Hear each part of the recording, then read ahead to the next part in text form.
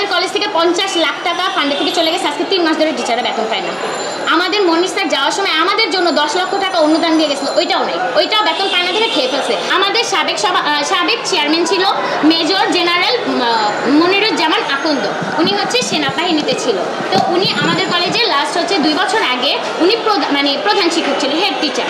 তখন মেয়র তাপস ওনাকে বলছিল যে আমাদের কলেজের যত অ্যাকাউন্ট আছে, মানে ফাইন্যান্সিয়াল যেসব দিকগুলো আছে, এগুলো সব হচ্ছে আপনার সোনালী ব্যাংক। মেজর তাপসের নিজের হচ্ছে মধুমিতা ব্যাংক। তো বলছে যে আমাদের অ্যাকাউন্টগুলো সব মধুমিতাতে ট্রান্সফার করতে। তখন আমাদের স্যার এটা রাজি হয়নি ওনার এই কুপ্রস্তাবে।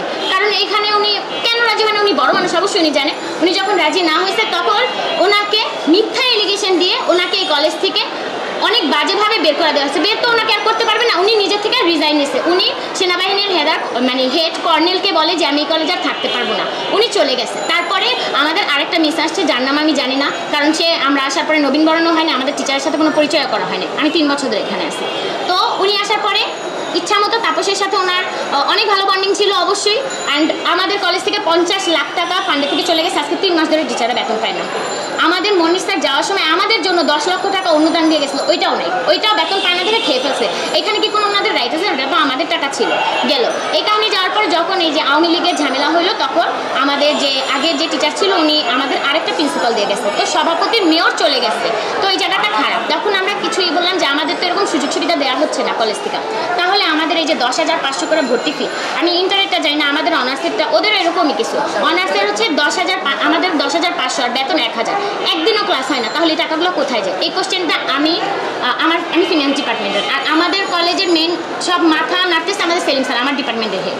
তো উনি আসার পরে আমরা ফিনান্স ডিপার্টমেন্ট, কিন্তু এই আমাদের কোঅর্ডিনেটর 3 জন হলো ফিনান্স ডিপার্টমেন্ট। ফারিয়াপু 3rd ইয়ারে 4th ইয়ারের, ফারিয়াপু 4th ইয়ারের, আমি 3rd ইয়ারের আরেকটা আছে সাথী। আমরা 3 জন এই কথা আওয়াজ উঠাই যে কেন এত টাকা বেতন নিতে হচ্ছে। মেন কথা এটা ছিল।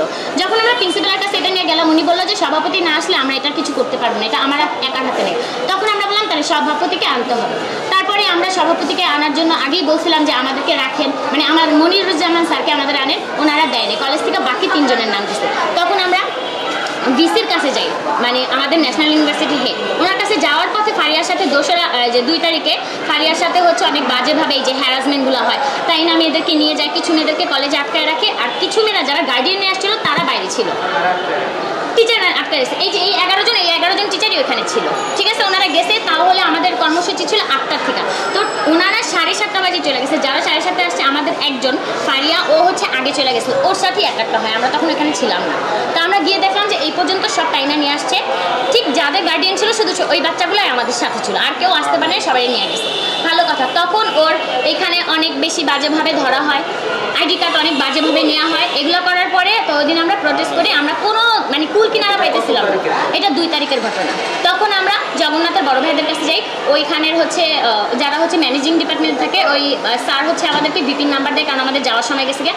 তখন আমরা কোনোভাবে কন্ট্যাক্ট করি এখানে কিছু যাওয়ার পরে হচ্ছে আসলো কি ওনারা এই ভিসিরে মানে না।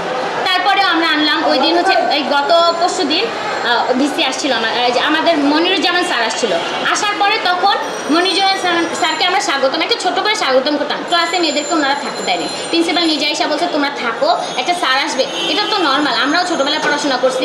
একটা প্রিন্সিপাল যখন বলে লাগলে সারাদিন বসে থাকবো, ডিটেনশন খায় বসে থাকে, আর এখানে টিচারের কথা কেউ শোনে, সবাই বের হয়ে গেছে।